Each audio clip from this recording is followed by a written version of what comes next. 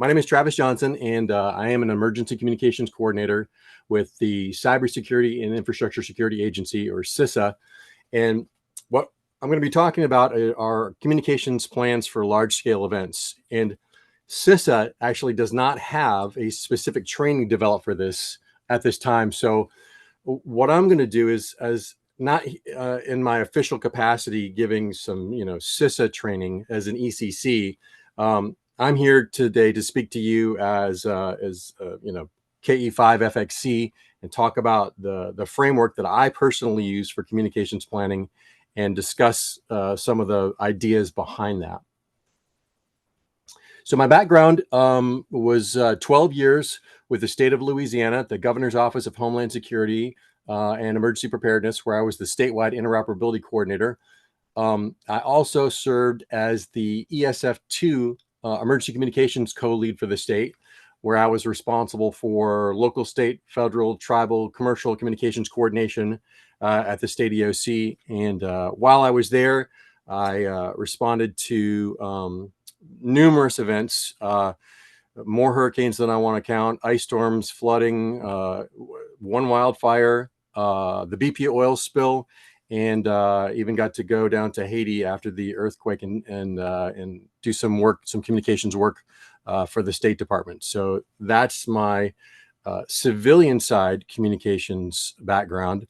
I'm also in the process of retiring after over 20 years as a Master Sergeant with the 236 Combat Comm Squadron in the Louisiana National Guard. And in that role, for communications, I responded to Hurricane Katrina.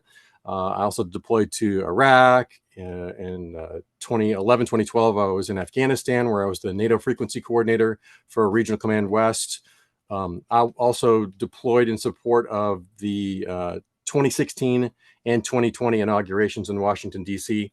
And most recently, in my current position with DHS, I did communications coordination between some vendor partners, the state, the city, and my other federal partners at the Super Bowl 59 in New Orleans. And I think the big takeaway I have from all of those incidents is that there was no way I was going to avoid making mistakes. I never really had enough information to go on. It's always do the best you can. And so one of the most important things that I feel in communications planning is there's nothing more important than quickly learning from your mistakes, because they're going to happen, incorporating them into your plan and improving your process based on that. That is easier said than done, especially for communications folks, because, we tend, if I'm going to stereotype us a little bit, we tend to be technical people and we tend to like to be right. And I know I do. So it's sometimes difficult for me to get my ego out of the way and quickly admit when there's a better way to do something than the way I do it. But if we get through this and JM tells me that my presentation was bad and my ideas were dumb and there's a better way to do it, I am going to be grumpy about it right up until the point where he says, and here's why, and explains a better way to do it. And then I try very hard, and I'm usually pretty successful at not being grumpy and taking that feedback, because at that point I'm going to steal his good ideas, and his good ideas are going to be mine. And I think of it kind of like if you're using a $16 radio off of Amazon. Can you do that? And would I do that? Sure, absolutely. If that's all I've got, I'm definitely going to use it.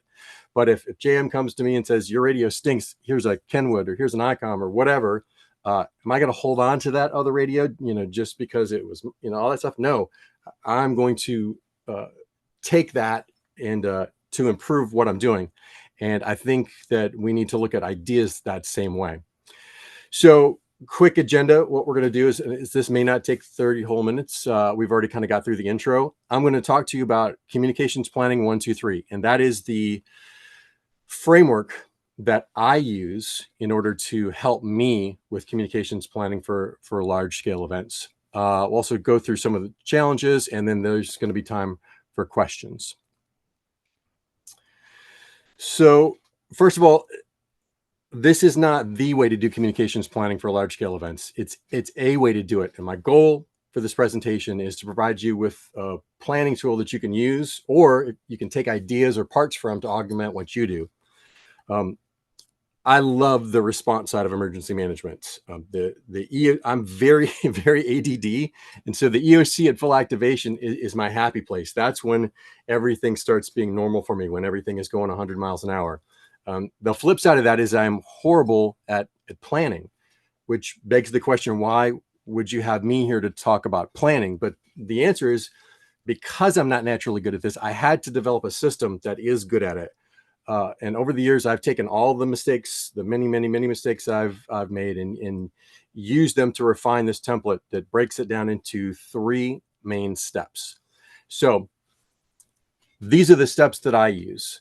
So identify the path, protect the path, and alternate path. And hopefully this doesn't seem radical, and it's not, but this helps me organize things.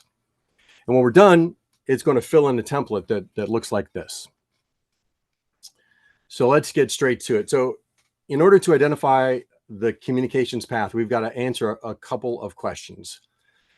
So the first one's essential functions, because there's a lot of stuff that we normally do, but what we have to get down to is we have to figure out what our primary responsibilities and functions are. So what are the things that have to get done, or the mission is going to be in danger of failing? And communications is all about information sharing. So once we know that, we also have to look at what information do we need to know, or do we need to share for that function to be successful? And who do we have to get that info from or share it with? And then once you do that, that will help us get to the part which is the mode of communications, which is something that we're usually pretty good at. So again, hopefully this seems very basic and logical, but one of the biggest issues that I've faced over the years is that I don't always know the answer to these questions. And even if I think I do, as the comm person, I'm probably not the best person to decide that, especially 1 and 2 for the agency. I'm more of a technical subject matter expert, and that's really the role I should be filling. These big questions on, what we're actually planning for really need to be someone higher than me, or someone, operation side, things like that. Not me as the comm person, just taking my best guess. So without this info, you really can't make an effective communications plan. And we often think of communications planning in terms of technical requirements and problems that have to be solved.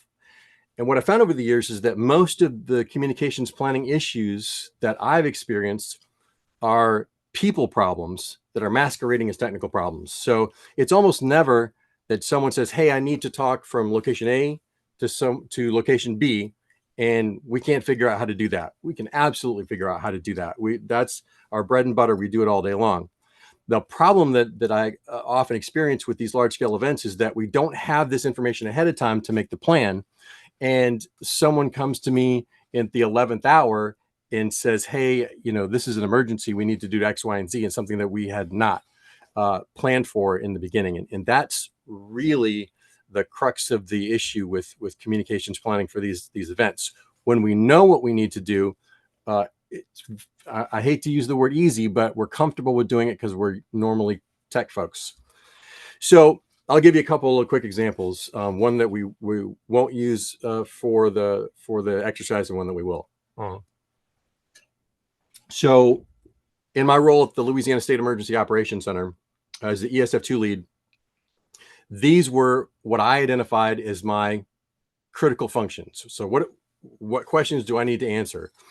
So, and I decided that as the ESF2 co-lead for Louisiana, I really need to know, can the public call for help? And I need to make sure they can. Can the first responders call for help? And can the parishes or the political subdivisions, the counties in most places, call for help?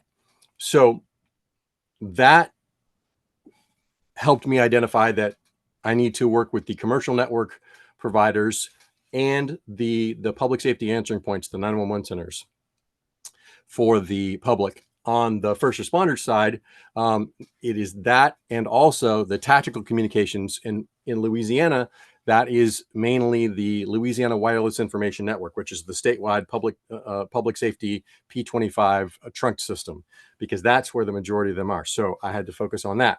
And then for the local governments, the OSEP communication support. So for the parish, or in most instances county, emergency operations center or Office of Homeland Security and Emergency Preparedness. So those were my stuck to the wall, this is what you got to focus on. Now we're going to go through that, but these are kind of difficult to do that planning with because they're so encompassing. For a large scale event, it's easier to do something that has as a more narrow scope, even though it's a big event. So what I'm going to use as an example is work through a 1, 2, 3 plan based on a real world mission that I had, which was the COVID-19 medical monitoring station that the state of Louisiana set up at the New Orleans Convention Center during the initial COVID-19 surge. It was a place where when the emergency rooms were overflowing, it was a place where they could offload patients that met certain criteria. And they put them over here and to take some of the pressure off of the emergency rooms. So what I hope we're going to see here is that the difficulty in planning is not the technology like we talked about. It's making sure that we have everything covered. So this is how the planning went. So this is just an example, and this is but some of the essential functions for that. Obviously, patient care, right? So it's an essential function. But where this gets complicated is that, so as a comm guy, I'm not necessarily thinking housekeeping and laundry are essential functions. But if you can't turn that room over for the next patient, then that everything comes to a grinding halt. So those functions are absolutely essential functions in this scenario. And then internal paging is another thing. So how do we call people? How do we get a hold of people who are there but not right next to us?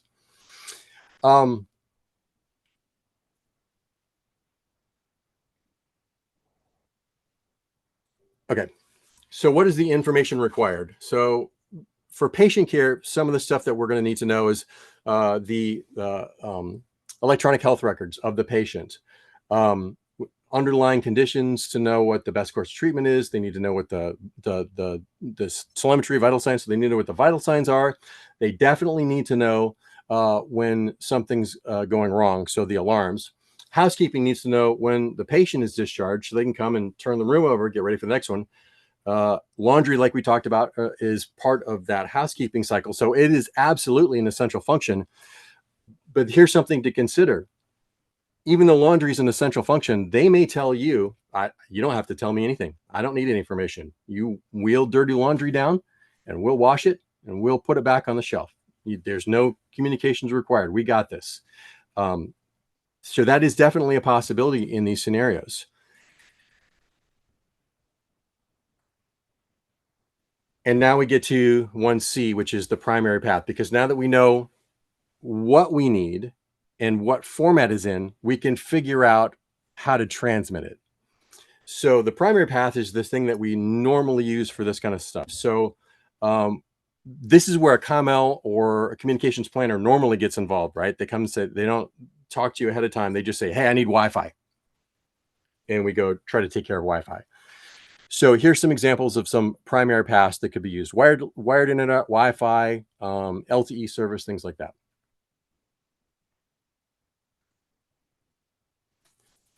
So now that we have that section 1, this might not look terribly familiar because we're using an example of an enclosed indoor space. But if we were doing something different, something like a sinkhole or a wildfire, where it was over a larger geographic area, then these primary paths might look something like this. And this is something that we're more familiar with as communication folks. And those of you who've been through ComL training might already recognize that one of the outputs of this template is that you can pretty much copy and paste step 1 into your ICS 205 or your incident communications plan. So step 2 is protecting the path.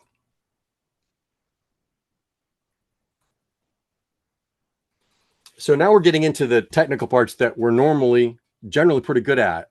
And many times we've already done this. Even if you haven't got it written down, you know these steps in your head. The first step is a threat assessment. You've got to know what's the most common threats to this. If you know what the threats are, you know how to mitigate them. So what steps can we take to mitigate those risks? So I put this in the format of a game because this is something that we're good at. We can play this game and we can win. So we're going to look at some of the threats and some of the things that we can do to mitigate. And you guys don't even need to really see this. If I just did the threats, you could do it. So power is one of the things that so many of our communications failures are actually power failures. We can get generator, we can do UPS battery backup, something like that. For a loss of service, we could have CISA, priority telecom service. I'll talk about that more in a minute. Yes, that is a shameless plug. Or we could do path diversity. We could do mode diversity. We could do different stuff, vendor diversity, in order to help us keep service for a commercial service. And then physical damage, we could do site hardening, which we do with P25, APCO Project 25 standards and things like that. And interoperability, one of the things that we could do to mitigate that is have equipment cache, so we can hand out radios. If for some reason our planning ahead of time doesn't work, that's a backup that we can use. So I did do that that shameless plug for CISA, priority telecom services, because I think this is really, really important, because normally the commercial vendor service is the part that's largely out of our control. We can have more than one vendor, but that's normally really it. But with priority telecom services, that we can get some priority for things like police stations, city hall, water treatment plants, hospitals, just about any sort of critical public entity or public safety entity can use these services. So here are the priority telecom services that we can have. The GETS, which is the Government Emergency Telecom Services, which is landline priority. You get a PIN card, there's an app, no cost. There's wireless priority, which is priority between your cell device and the cell tower. So it's available on all nationwide cellular carriers, also no cost. And then telecommunication service priority, which takes that circuit for those entities, like a police station, or like in Arkansas, AWIN, if you had a T1 line that was a backup from someplace, you could put TSP on it, and that would give you expedited repair when something goes wrong. And there's no cost to enroll that either. All right, so now this is what we've got. We looked at the essential function, the information that we need, the primary path that we normally use, the vulnerabilities, and the mitigating action that we can take for that. So now we've already gone through 1 and 2 of 3. And the third is alternate path. This is something that many of you are probably familiar with, because it's a very popular right now. It's to do training on this. It's called PACE planning, and this comes from the military side. So the Army Signal Support Operations, this is what they say about PACE. Building an effective PACE plan is simultaneously the most useful and challenging practice for communications planners. And when they say useful, I completely agree with them. When they say challenging, keep in mind that that's challenging on the military side, and the military side is easier than our side. And the reason for that is that on the military side, we have much more unity in what equipment and what capabilities we have, whereas on the civilian emergency management, emergency response side, we don't have that shared platform all the time. So this is even more difficult than it is on the military side. So we're going to take a page of the military book and look at some of the PACE planning. So in a nutshell, it's not putting all your eggs in one basket. You're trying to find 4 baskets for every egg. And the good news is that we're already 25% done, because we've already identified the primary path. So the alternate, the primary is the best intended method of communications. And that's just another way to say it's the thing that we normally do, right? So that's when your PACE plan, that's what we do all the time. So we're going to use our cell phone, or we're going to use our email, things like that. An alternate is generally something that's common, but maybe not as optimal. The contingency, as you go down the list, it may not be as fast or convenient or reliable, but you can still get stuff done. And on the emergency side, it's the communications method of last resort. It's basically, yes, it kind of works, but we have something there. And that's the theory of graceful degradation, where we can't let the perfect be the enemy of the good. The question is just, can I get the mission done, even if it's not easy or things like that. All right, so now we're going to look at an example of PACE with the health records. So the primary, normally what they use is a cloud-based electronic health record system that they access via their normal internet vendor. The alternate as vendor diversity. So they're going to still access that same cloud-based employee health record system, but via an alternate internet provider. I'm sorry, vendor diversity. And here's their path diversity. Contingency is the cloud-based EHR via LTE. So now you're using a different path instead of just a different vendor. And in an emergency, we're going to write stuff down on paper and give it to a runner. And this, I think, is very, very important to remember. One of my favorite characters of all time is Ricky Tikki Tavi, and the motto of the Mongoose family is "Run and find out." And we have to remember when we're doing communications planning that is absolutely, even though it's not easy, it's not optimal, it does work.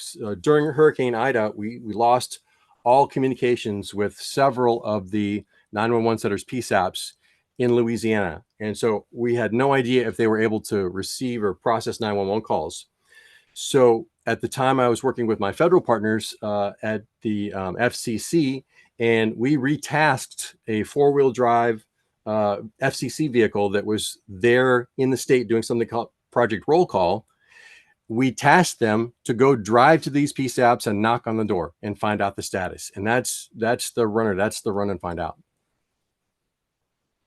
So if you notice, 3 of those 4 rely on one platform.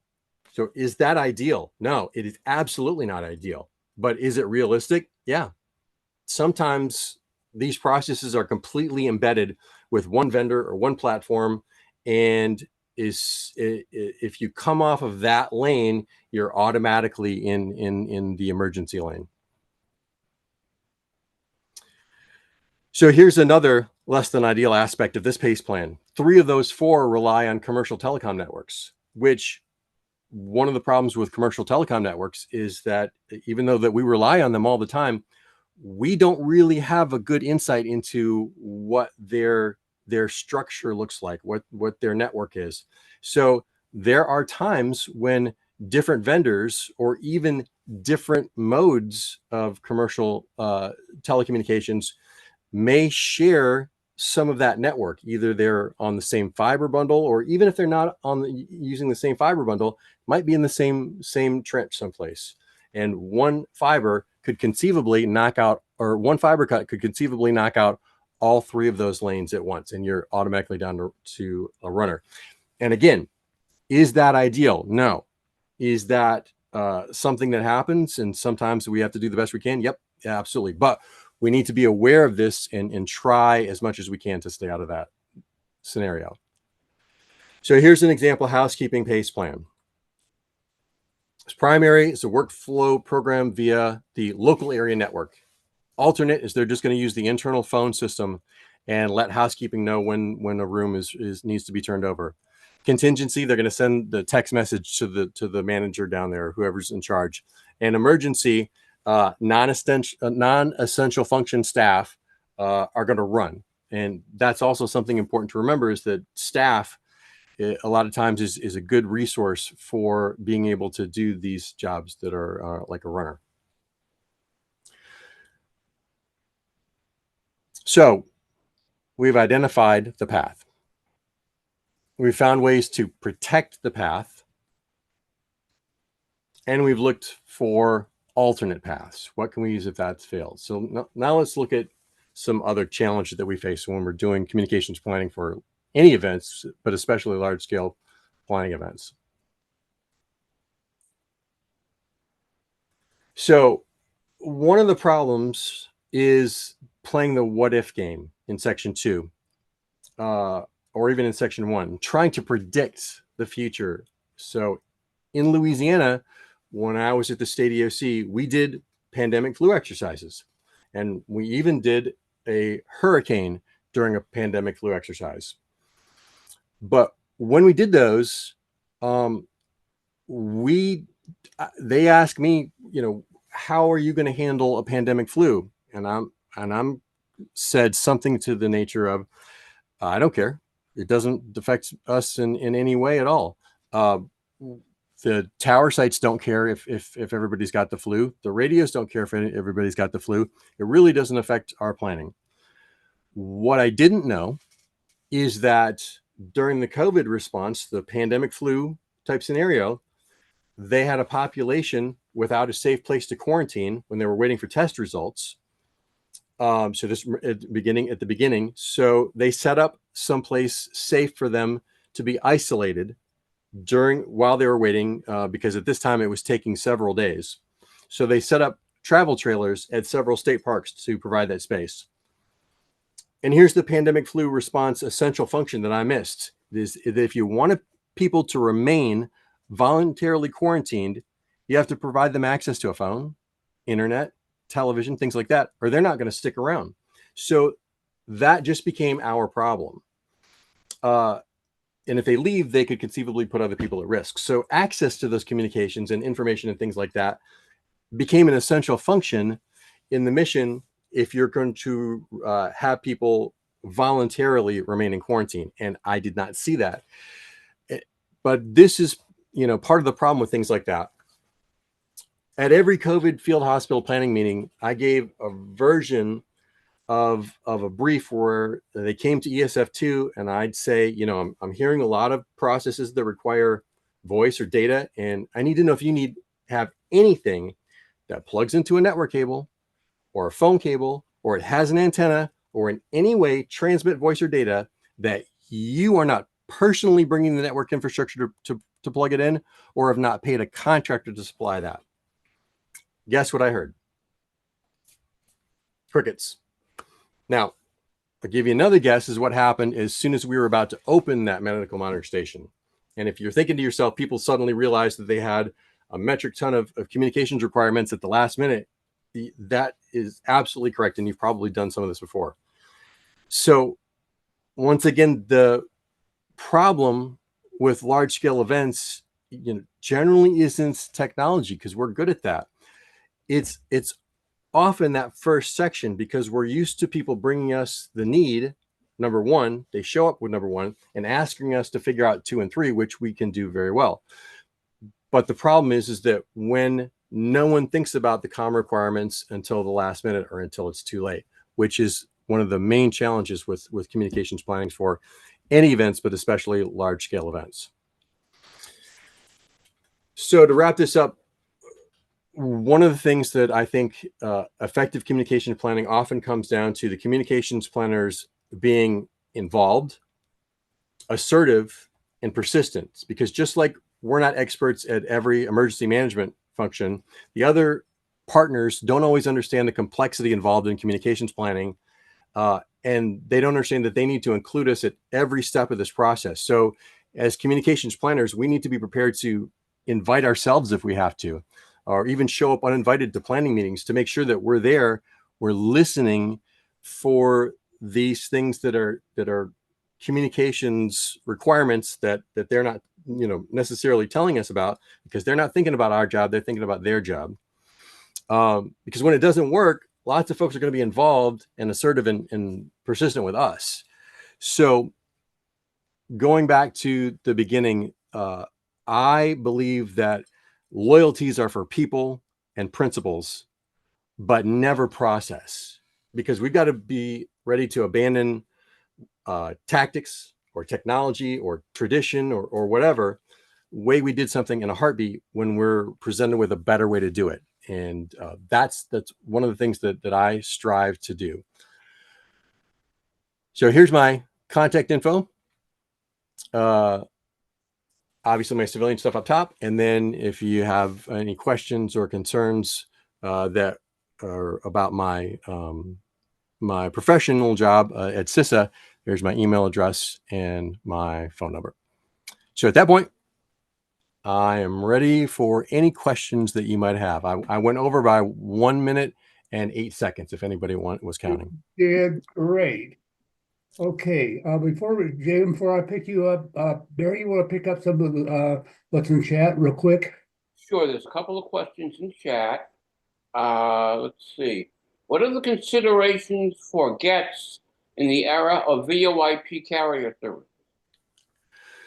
So that's a great question. Hang on. So I'm not showing you guys my screen here. Hang on a second. Let me. We get your desktop. Yeah, let me turn off my screen sharing here. There we go. Sorry, it wasn't clicking. So that's something that honestly I'm struggling with too, because gets and WPS and those things. Well, gets and especially TSP. The idea behind it is based around a circuit, right? It's based around a copper line or T1 that has a beginning and a definite path all the way to the end. So when that path gets cut, that circuit has an ID, and that ID, hopefully the carrier already has that on file. But even if they don't, we call them and say, hey, this is down. And by the way, we have TSP on this line. Here's our, here's our number. You need to give this priority. But I've asked the same question, that as you're going to IP based, now you don't have a dedicated circuit. You don't have a dedicated path from A to B for this information. So how does that work? And the answer that I've been given is that the same principle applies, so that if you have a circuit, even if it's a virtual circuit that is down, you let them know, and then they will go into the network and look for the nodes or the parts of the network that are causing that problem and fix it. So it is a little different than the way we're used to doing it, but and I haven't seen that yet, and I had the same question. So One other question is from Amanda. I was under the impression there can be costs associated with TPS. Is this now no cost? So I'll get back and double check that. So there has been a change. So there used to be a cost, and then there wasn't a cost. So I will make sure and respond back. But yes, that was changed, and I'll make sure that is still the case. Okay, Dan, back to you. Okay, over to JM. Sorry to hold you up, sir. Travis, I'm just curious. The bigger part of these people listening to you tonight are ham radio operators. Can you tell about any experiences you had with ham radio operators at these large events and what we could do better? Yeah, wow, that's a great question. Thank you for that. So I'll give you a little bit of my background with ham radio. During Hurricane Katrina, I was a staff sergeant with the Combat Communication Squadron, and they sent me to the Louisiana State EOC. In fact, the night before the levees failed, the day after the hurricane came through, to set up a satellite communications network with our folks in the field to the State Emergency Operations Center. So that's what I was doing at the State EOC during Katrina. But what happened was, quickly they started getting requests in that say, hey, we need to find out what's going on here and here and here. And so I'm trying to move my limited number of chess pieces around and send people, run and find out, drive there in a high water vehicle, things like that, to go find out what the status is. But while we're having this discussion, behind me in I didn't know was the ham radio folks, somebody said, we need to contact Washington Parish. And I'm like, okay, I can try to do this. And maybe in like 3 or 4 hours, I can have somebody there. And the guy behind me said, oh yeah, I can talk to Washington Parish. So everybody kind of turned around. And I said, okay, who are you and how are you going to talk to him? And it was the amateur radio folks.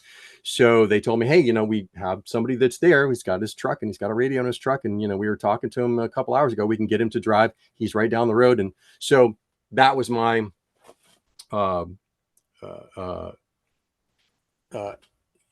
introduction into this world. And as a military comm guy, I was so impressed with their capabilities that I asked them, I said, listen, I have to use your stuff. And they said, you got to have a license. I said, well, how do I get a license? And and I think this is just indicative of the ham radio community. They made a couple of phone calls, and this was, sometime early morning or, late morning.